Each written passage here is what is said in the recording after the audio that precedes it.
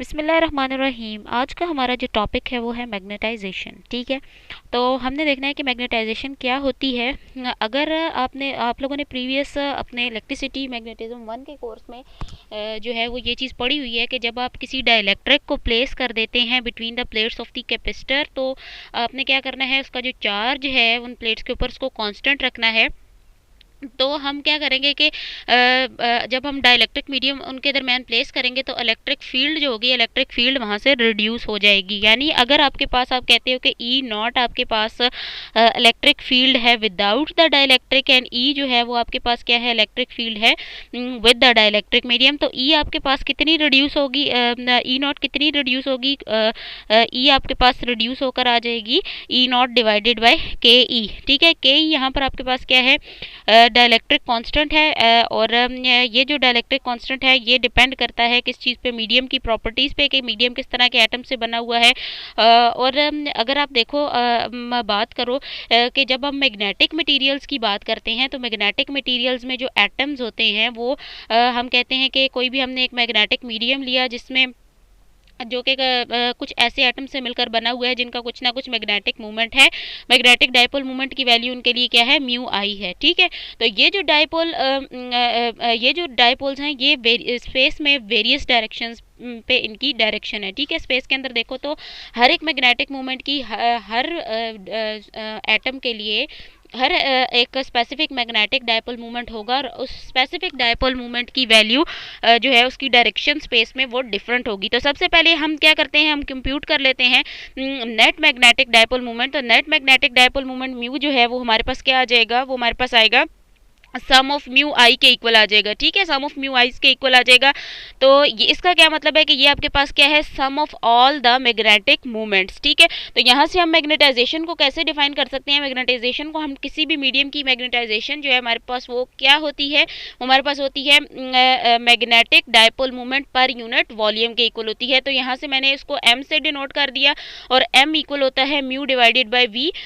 और म्यू जो है वो आपके पास किसके इक्वल है, वो इक्वल है सम ऑफ म्यू आई के इक्वल है। ठीक है, अच्छा, अब हमारे पास क्या है कि for the magnetisation to be considered as a microscopic quantity, equation should be written as volume approaches to zero. तो ठीक है, अगर हम किसी माइक्रोस्कोपिक क्वांटिटी की बात करें तो हमारे पास जो इक्वेशन आई थी, ठीक है, ये जो अबव इक्वेशन हमने लिखी, इसमें हम लिमिट लगा देंगे, limit delta, limit V goes to zero. तो अगर वॉल्यूम हमारे पास बहुत छोटा हो जाता है, यानी अप्रॉक्सीमेटली जीरो के इक्वल हो जाता है, तो इस तरह की जो केस में जो मैग्नेटाइजेशन होती है उसको इस तरह के जो मटेरियल होते हैं उनकी मैग्नेटाइजेशन की वैल्यू यूनिफॉर्म होती है। तो हम सपोज कर लेते हैं कि हमारे पास जो है वो इस तरह का कोई मटेरियल हमने प्लेस किया हुआ है, यूनिफॉर्म मैग्नेटिक फील्ड उसकी बी नॉट है, और हमने वहाँ पर जो है वो अप्लाइड मैग्नेटिक फील्ड, ये हमारे पास जो है वो बी नॉट है। ठीक है, हमने कोई एक ऐसा मटेरियल लिया, उसको हमने यूनिफॉर्म मैग्नेटिक फील्ड बी, जहाँ पर हमने किसी जगह पर स्पेस में अप्लाई की हुई है, वहाँ पर हमने उसको रख दिया। अब वो क्या करेगा, वो उसको मैग्नेटाइज करेगा मटेरियल को, और अलाइन करेगा डायपोल को किसी भी पॉइंट के ऊपर स्पेस में।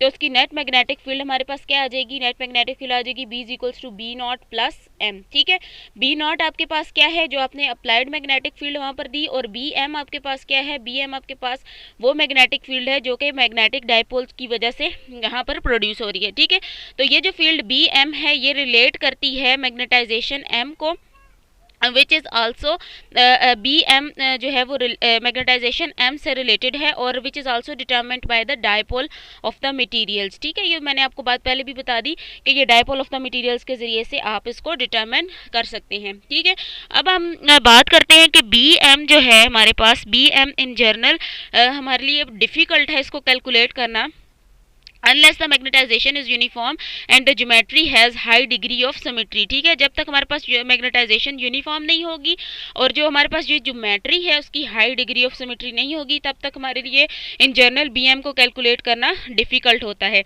अच्छा, अगर हम एक सोलेनाइड ले लें, सोलेनाइड का सर्कुलर क्रॉस सेक्शन हो और उस सर्कुलर क्रॉस सेक्शन को हम फिल कर दें। ठीक है, एक ये हमने सोलेनाइड ले ली, और सोलेनाइड का जो ये सर्कुलर क्रॉस सेक्शन है उसके अंदर हमने कोई मैग्नेटिक मटेरियल जो है वो फिल कर देना है।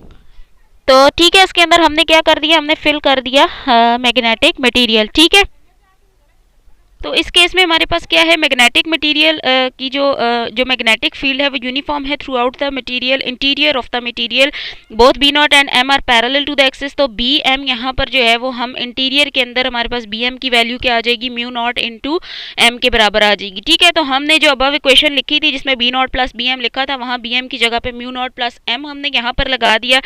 अच्छा, एम लीनियरली इंक्रीज करता है। अगर हम वीक फील्ड्स की बात करें तो एम लीनियरली इंक्रीज करेगा with the applied field B naught. In this case we can write B is equals to K M into B naught. K M आपके पास क्या है, परमेबिलिटी ऑफ द मटीरियल है, और ये डिपेंड करती है किस चीज़ पे डिपेंड करती है, मीडियम की प्रॉपर्टीज़ पे डिपेंड करती है, जिस तरह के टेम्परेचर है और डेंसिटी ऑफ द मीडियम है। ठीक है, लेकिन वो फील्ड बी नॉट के ऊपर डिपेंड नहीं करेगी। अब हम क्या करेंगे, हम 1 और 2 इक्वेशंस को कंबाइन कर लें। कंबाइन करने के बाद हमारे पास जो रिजल्ट आता है फाइनल, वो आता है mu naught M K M minus 1 into B naught. K M minus 1 जो है इसकी value in the order of 10⁻³ to 10⁻6 होती है फॉर नॉन फेरोमैग्नेटिक मटेरियल्स। ठीक है, तो नेक्स्ट वीडियो के अंदर हम देखेंगे कि हमारे पास जो मैग्नेटिक मटेरियल्स हैं वो क्या होते हैं।